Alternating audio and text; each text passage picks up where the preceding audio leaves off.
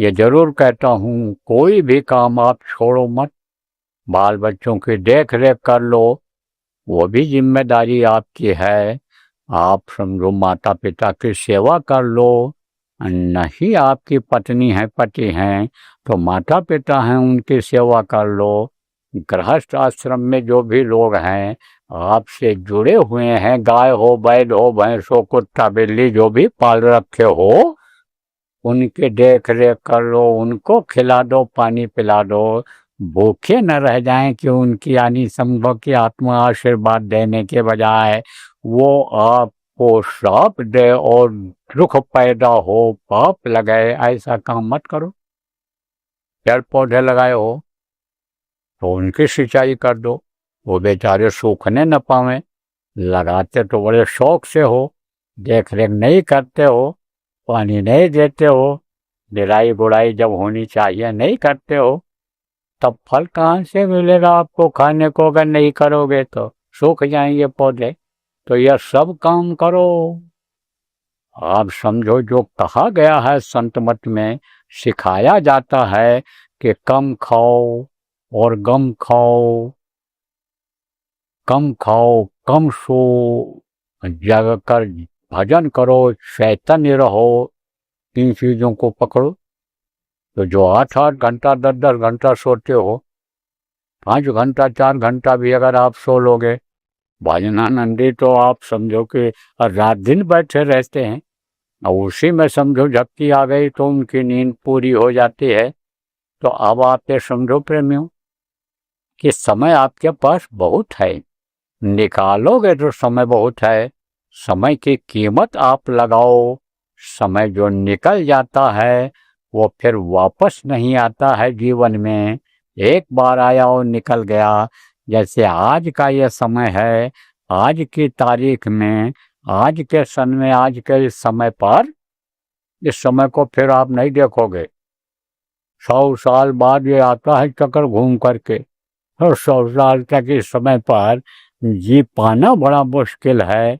और आप लोग तो सब इसमें होशियार लोग बैठे हो, उम्र दराज हो, बच्चे भी होंगे तो उनकी कुछ उम्र हो गई है, तो ये समय फिर वापस नहीं आता है। तो समय की कीमत लगाओ। समय को समझो कि ये हमारे लिए मिला है, हमको अपना काम करने के लिए मिला है, अपने शरीर के लिए काम करने के लिए मिला है, अपने आत्मा को खुराक देने के लिए मिला है। इस चीज को आप समझो, याद रखो। तो 24 घंटे का समय सब लोगों के पास है। उसमें से जो आप समझो समय है 21 घंटे का, ये सब जो काम मैंने बताया उसमें आप दे दो।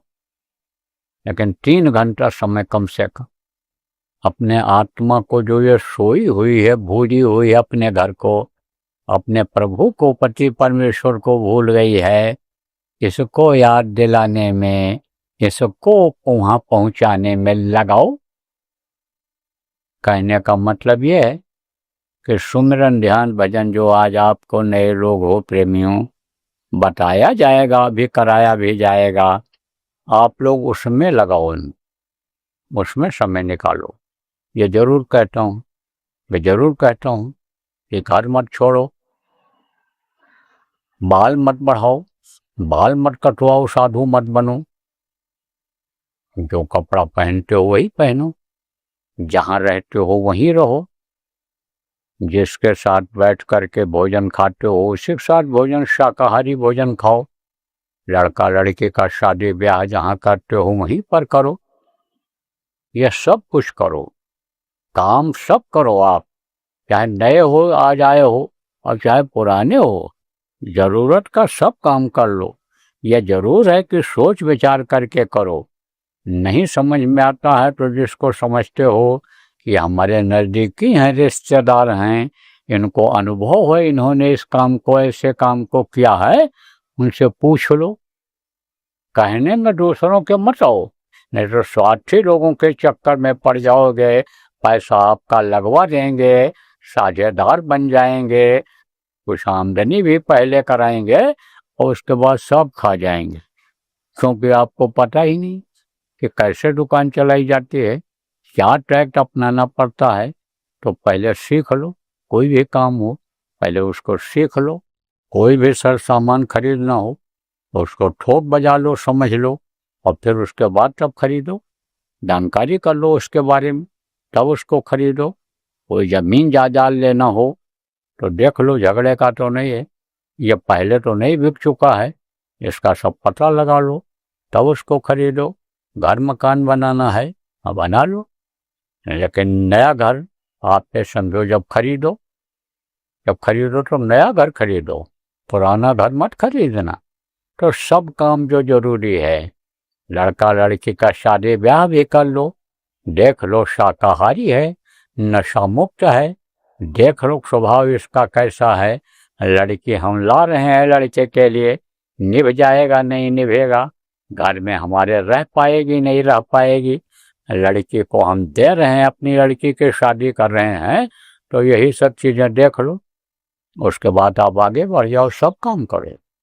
पूछने की अब जरूरत हमसे नहीं है, हम सब चीज़ कहाँ तक बता पाएंगे, और संख्या बहुत बढ़ती जा रही है।